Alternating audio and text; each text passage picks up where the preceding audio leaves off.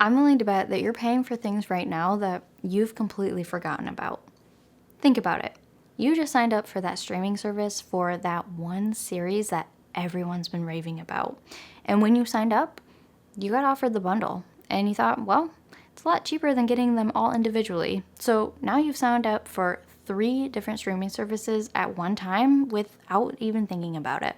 And then you checked your email, and another streaming service sent you this incredible promo because they have the latest blockbuster movie coming soon. And you've been wanting to see that, so it's just a no-brainer. Pretty soon, you have all of the streaming services, and when you check your bank account, you're wondering where all your money went. Don't worry, I've been guilty of this too. An entire economy has been built around the idea that one small payment that's charged automatically on a reoccurring basis is pretty much invisible, and it works. So there was a time not that long ago where when you purchase something, you actually owned it, be it a CD, a DVD, VHS, or even software. And in the last 15 years, that model has almost been completely dismantled. And it happened so gradually that most of us didn't even realize what was happening until, we step foot into a store and all of a sudden there's no CDs. Or even the movie section has shrunk down. And this is because companies realized one important thing about human psychology.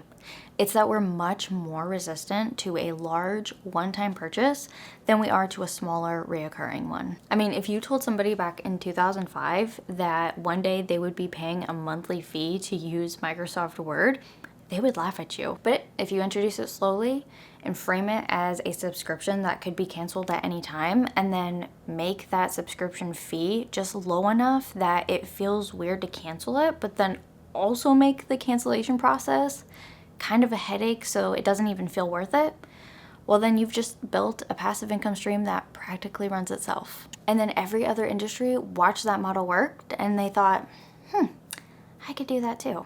I mean, think about it. This all practically started with Netflix. Remember how you used to be able to rent DVDs that showed up in your mail?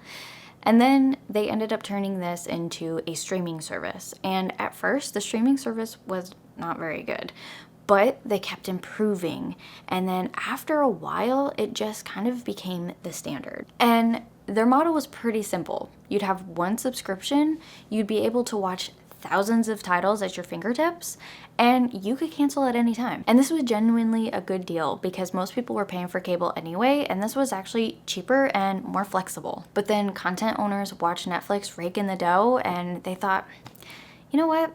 I could pull my programming from Netflix and create my own subscription service. And so Disney Plus, HBO Max, Paramount Plus, Peacock, and all these other streaming services started popping up out of nowhere. And then all of a sudden, that one subscription service became 5, 10, 15 other services that now cost more than most cable does. And it's not really something that we question anymore. You cancel one, you get another one, or you end up keeping all of them because you want to be able to have all of the content at your fingertips. It's just become a normal part of modern day life. So let me walk you through what a pretty average subscription stack looks like right now, because I think seeing the numbers laid out is pretty important. Netflix is around $18 a month for a standard plan. Disney is around $14. Hulu adds another $8 if you're on the ad-supported plan. That's $40 a month just on streaming, and that's a pretty conservative number because most households are paying $60 to $70 a month. And then you have software subscriptions. And if you're a creative like me, more than likely you're paying for a few of these. Adobe Creative Cloud is around $60 a month. Microsoft 365 is around $10. Canva Pro is around $15.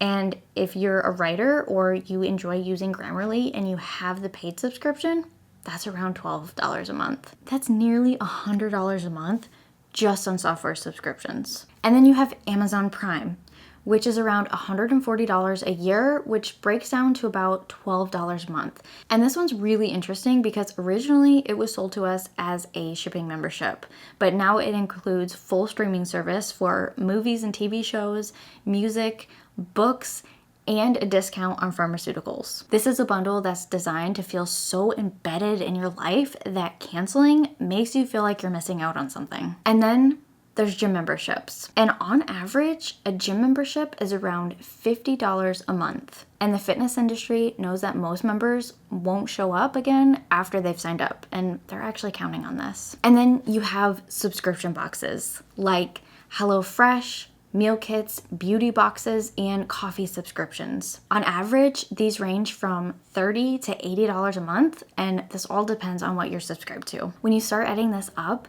the average American household is spending anywhere from $300 to $500 a month just on subscriptions. That's $3,600 to $6,000 on things that you don't actually own, and they disappear if you stop paying for them. And that number, even at the conservative end, is not nothing.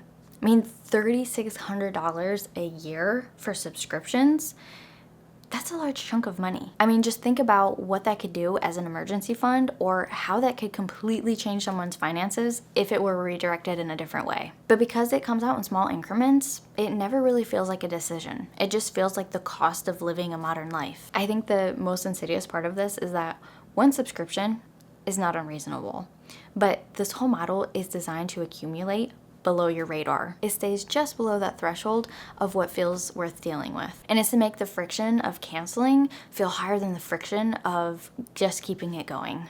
But I want to zoom out for a second, because I feel like this is about more than money. When everything in your life is rented, streamed, delivered, or subscribed to, you become really dependent on systems that can change their pricing, their terms, or could just disappear at any time. And you have no control or say over that. I think it's really important to look at what you're paying for every month and then ask yourself, does this actually serve my life? Or am I just paying for the feeling of having access to something that I barely use? Because access is not the same as value, and reoccurring payments are not the same as reoccurring benefits. So here's what I want you to do. Go to your bank account or your credit card statements and write down every subscription that you've paid for in the last 3 months. And then go through and find all of the annual ones, because those are the ones that slip through the cracks. For each one, answer these 3 questions. Have I used this in the last 30 days?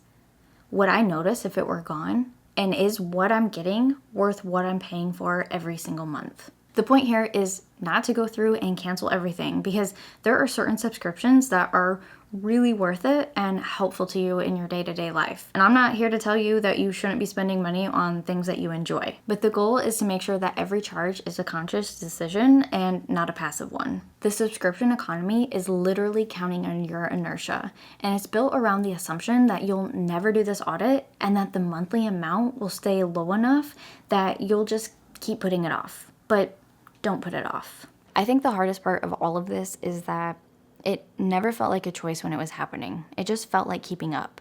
And I think a lot of us are tired of keeping up with something that's not really serving us. I'm still figuring out what that looks like in my own life, but I'm paying attention now. And I think that that's where it starts. So I'm curious, when you go through all of your subscriptions, what's one that you know you should cancel, but you just keep holding on to it? I'd like to know. Drop it in the comments. If this video resonated with you, give it a thumbs up and be sure to subscribe for more content like this. Thanks for hanging out with me today, and I'll see you in the next video.